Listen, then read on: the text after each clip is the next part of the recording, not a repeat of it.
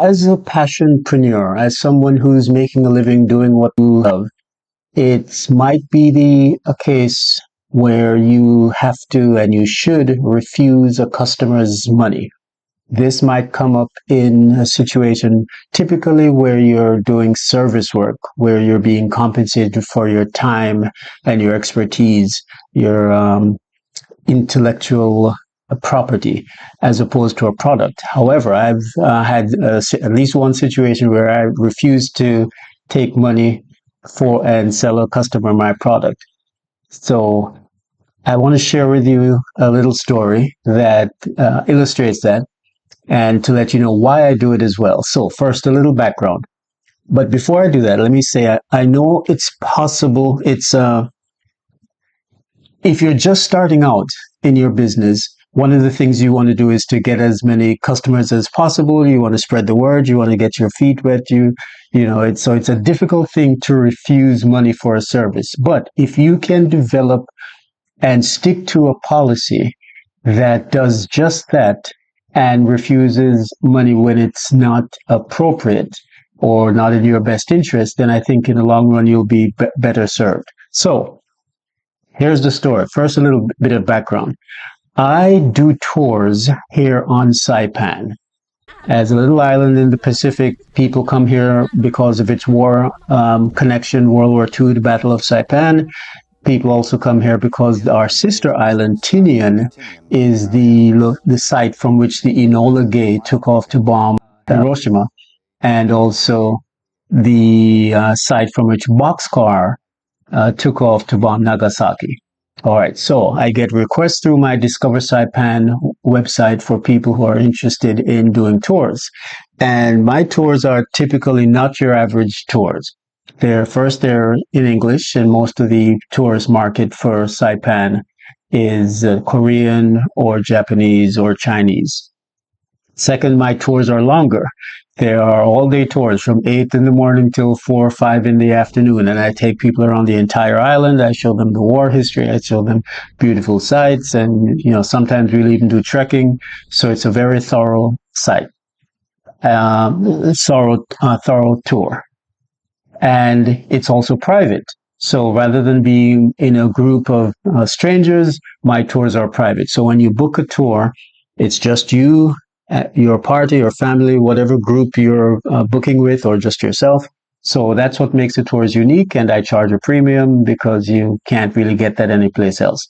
So my tour clients tend to be people who are interested in history, they're interested in atomic tourism, they're interested in local indigenous culture, but primarily war and atomic history related. So I get a request on, let's say, a Monday for someone who wants to do a tour the very next day.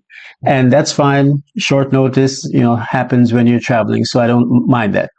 I've even done tours where someone has contacted me the very day that they'd like to do a tour. However, typically I like a little time to prepare, because sometimes if we're going to Tinian, the next island, I might have to charter a plane. I might have to make certain arrangements beforehand. Now, this person is a family, so there are 4 of them, and mother and father, and 2 very small kids. So typically, since my tours are information heavy and for people who are particularly war buffs and history fanatics, I don't typically charge my tour guide fee for families, especially if the kids are young, let's say under 10, under 12 years old. Let's say under 10. So these 2 kids, very young, about less than 7 years old. So I had no intention of charging for that. So the customer would have saved some money on that as well. So I quoted the price, and he wrote back. The husband, the father, wrote back that he was not looking to spend that much money, and could I give a discount? So I said, sure. First, there's a discount. I won't charge you for the kids, and I'll take a little bit off of my tour guide fee, because the way I figure it, I like doing the tours, and it's very difficult to find other English speaking all day tours from other Jamaicans here on Saipan. So, I don't like to refuse people because, I know it's going to be a once in a lifetime trip for them. So he wrote back again, and I also detailed what the expenses are, because especially if they're going to Tinian, which this family was, there it's going to be very pricey because they have to pay for round trip tickets to Tinian for themselves as well as me. We have to rent a car on Tinian, and they're expenses that'll push the price up. So he was looking to cut the costs, and that's fine. I have no issue with that if it's reasonable. So I cut the cost of my guide fee a little bit. I didn't charge for the children, and I even took off, unbeknownst to him, I took off an overhead fee, an administration fee that I've learned is good to incorporate. Even though I don't have a staff that I'm supporting, there's still some time and energy and resources that are expended in making the arrangements for the tour, and that needs to be compensated as well. So I wrote back and said, okay, this is the price, and I also detailed that part of the price involves me also getting a vehicle here on Saipan to pick them up, and then going to the airport, and we fly to Tinian, and then I get a vehicle there as well. So he wrote back and said, well, we don't need a pickup or transportation here on Saipan because we have a car. How much would it be, if you discount that for that? So I wrote back and I gave him another price, a little bit lower. And you can already see the pattern here. And this is something I learned years ago from a good friend of mine, Tony Cordozo. He's a photographer. And I'll give you a little bit of his lessons as well. So I wrote back and gave him an even lower price. And he wrote back, let's say the price was X amount and 50, and he wrote back and asked, okay, I'll give you X amount. So he dropped it. He wanted to drop it another 50. So what's going on here is that you have someone who, for whatever reason, either can't or doesn't want to pay the full price. And again, he's doing what's in his best interest and for his pocket. So, I have no issues with that. But on my end, I have to be careful. I have to be vigilant that I'm not selling my services for less than they're worth. And I'm not wasting my time. Wasting is a harsh word. I'm not offering my time for much less than it's worth. Because in the end, no one benefits, or at least only one person benefits. But if you do that as an entrepreneur, as a passionpreneur, as someone who's selling your skill and your expertise and your talent, you'll end up in a situation where you're doing the work at the same quality that you would do otherwise, because that's how you operate. But you're not feeling compensated adequately. So you may not be resentful so much, but you realize that you're working hard for less than you should be getting. And that's not a good feeling for you to have as an entrepreneur. I also gave him an option. I know that sometimes people will inquire about my tours and then find that they're a bit too pricey for their budget. So I've started to offer an option since, it's the reason that I'm declining the tour is that I've just learned over the years that it's just not worth my time. Sometimes I might do a tour for a college student or someone who's on a very limited budget, and they've expressed that, and I want to help them out. But generally, it's just not worth the time and the hassle. So I added at the previous email, at the bottom of the previous email, if you decide not to book, I can instead share a few tips and suggestions for getting the most from a self-guided tour. So I've created an app that I could have made available to people who've decided that they're going to do it on their own. And I give them a map, I give them some tips, and I'll also give them access to an online app where they can get some background information on each site that they visit. And I'll do that, and I have been doing that free of charge. Again, because my desire is to help people experience it. If they want my accompaniment, and if they want my expertise and guidance and perspective and winning personality, then they'll have to pay for my time. But otherwise, I still want them to have a good time, so I give them the information free. So he wrote back, as I said, and he wanted to cut the price down even further, an extra $50. At this point, I realized what was going on. And before I tell you what I wrote back, I'll give you my buddy Tony Cordoza's advice. Tony is a professional photographer, and we met years ago when I was doing the music industry, and he was responsible for taking great photos of some of my artists for the record company and on the album covers. And we were talking once about um, how much he charges. He, is a high level photographer. He's done covers for Stereo Review and major magazines. And we were talking, and he mentioned that he doesn't cut his price. He doesn't lower his price because he's learned over the years a couple things. He's learned that once someone starts to go down that path of cutting your price, it may mean that they don't really respect the value of what it is you're offering them. So, and it also represents an aspect of their personality. So you'll find that if they want a price cut here, then they'll want a price cut there. But at the same time, it usually is the case that people like that will also want even more than they're paying for. So it's a trend that he had noticed over the years and decided that he simply wasn't going to get involved with that sort of customer. And I found that to be true as well. The people who start to ask for discount after discount will typically also want more and more service, as well. So it's obvious that they don't really value what it is that I'm offering.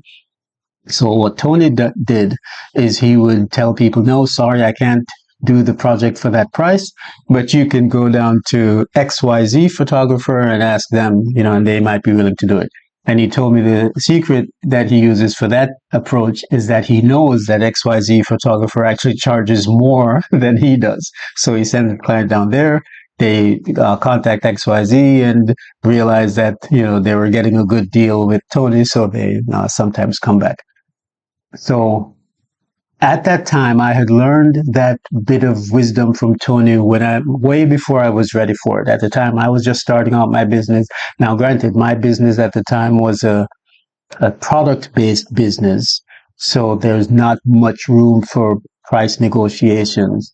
But I remember being very impressed and inspired by his way of doing things because it represented his ability to walk away from a deal that just wasn't in his best interest. And over the years, I've cultivated that gene as well. And I've used it in relationships. I've used it in various situations, the ability to simply walk away. And again, I know that might be difficult when you're just starting a business, but the more you can cultivate that ability to say, nope, sorry, no amount of money is going to make me do that. That's either below my standards or that's just not compensation enough or, it violates my ethics or morals. So I'm not going to do this. There are people who will do just about anything if they get money for it, any amount of money, and they're willing to do that. But I believe and suggest that as a passionpreneur that you have to have some principles and standards below which you're not going to venture. So I have a lot of respect for Tony, and I've always thought about him when I refuse customers for various reasons. So I wrote back. So at this point now, I realize what I'm getting into. I realize that he's asking me to do a tour, fly to Tinian and do a tour on Tinian, and when I work out the math, I'm getting less than sometimes I get tipped. So what do I mean? There are people who have taken my tours, paid the full price, and also tipped me the full price of the tour. I remember once there was a fellow who brought his father, who was a war buff, and we did a tour of, I think, both islands, but we did a full tour of Saipan. You got to see relics. I arranged special meetings with people who had private collections. We even got to drive in a World War II Jeep that was here on the island. So he had such a great time that when I was dropping him off at the airport, he handed me some money and he said, "Did we pay you already?" Knowing fully well that he did. He had paid in advance because that's one of my stipulations.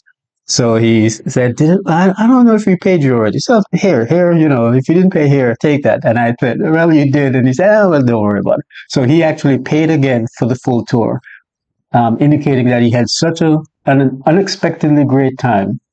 Exactly what he wanted to give his father for the present in an immersion in World War II, the history, that he was willing to pay me basically twice what I had requested, what I had quoted, which was already much more than the average tour guide charges. So this fellow, however, who we're talking about, wanted me to do a tour, and when I work out the profit, meaning I subtract the cost of the air ticket, I subtract the cost of the car rental, I say all of these costs that are not coming to me, all of that money that's not coming to me, they're going to vendors here on the island. The money that I would take away from the project would be less than I have made in tips.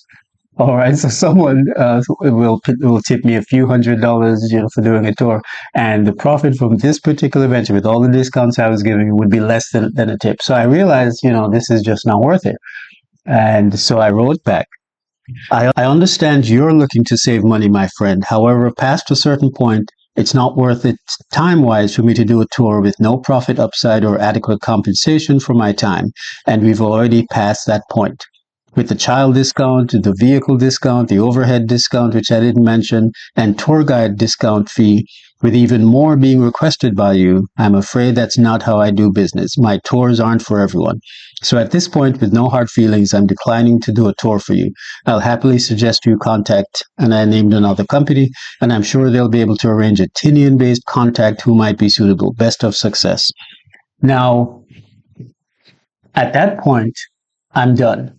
At that point, I've made my decision already, so there's nothing that he could say, and this has happened in the past. People have apologized, people have said, oh, it was just a misunderstanding. I had one instance I'll get into in another video, and I don't go back, as we say in Jamaica, take back talk. That talk is grilled up and is now concrete, so we don't take it back. So I don't read any more emails from him at that point. So at this point, I have no idea what he said afterwards. I have no idea if he requested, to pay the amount that I was originally. I have no idea, because I don't read the emails. Because there's nothing that he could say at that point that would change my mind. Because if you think about it, that would be very awkward. I've just sort of blown him off. And if he were to say, for example, okay, Walt, I'll pay the amount you were quoting, could we do the tour? Then we'll be sitting there in a situation where he is paying more than he wants to.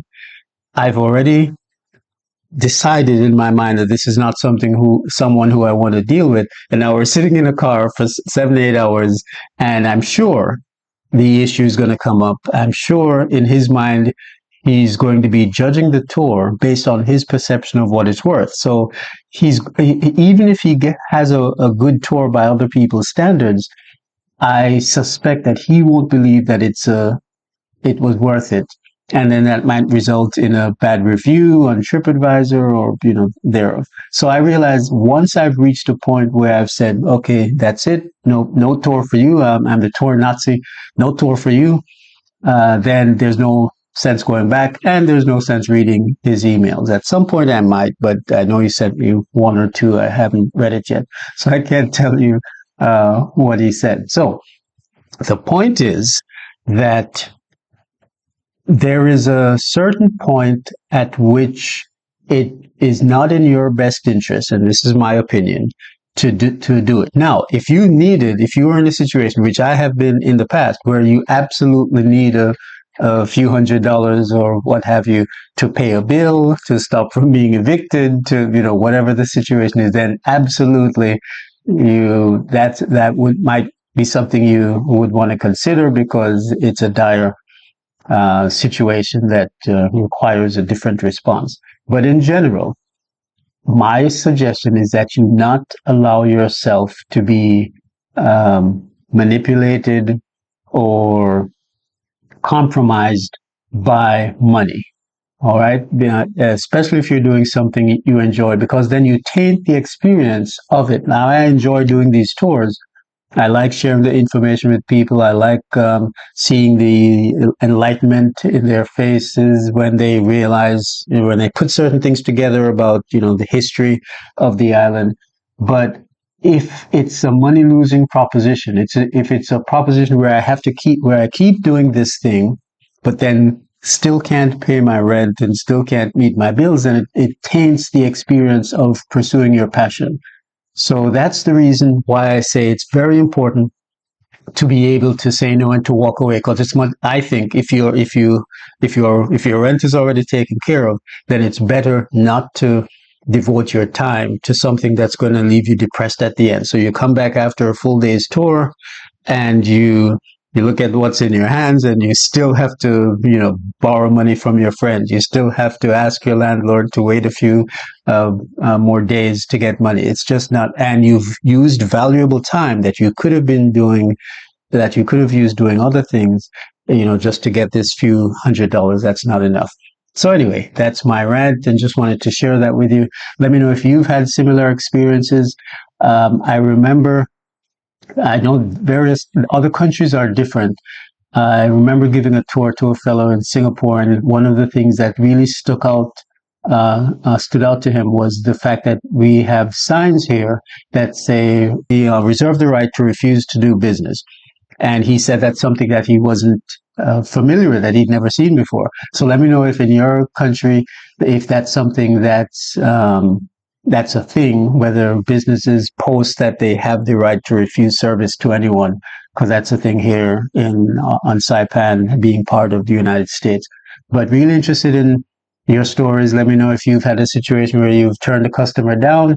And I'll add this: when you can do that, when you can get an offer, and I've had offers for tours, I've had offers for contracts, I've had offers for sponsors for workshops that I've turned down. It's a good feeling to know that you have standards. Now, this may not apply to everybody, but it's a good feeling to go through the rest of the day knowing, okay, this a fellow was offering me X amount of dollars, but I have standards, I have principles, and no, that's just not worth it. It's a good feeling to know that you have those standards and that you are strong enough to implement them despite the temptation of money. Now, for me, money has never been a major temptation, which is why I'm not a millionaire, I suppose. So take my advice with a grain of salt. What I have are my standards. What I have is the knowledge that people have not used money to control me. What I have is the self-respect of knowing that, that I cannot be manipulated by just the offer of money. But what I don't have is the Lamborghini, not that means anything to me, but by other people's standards, what I don't have is the $1 million bank account to show for that.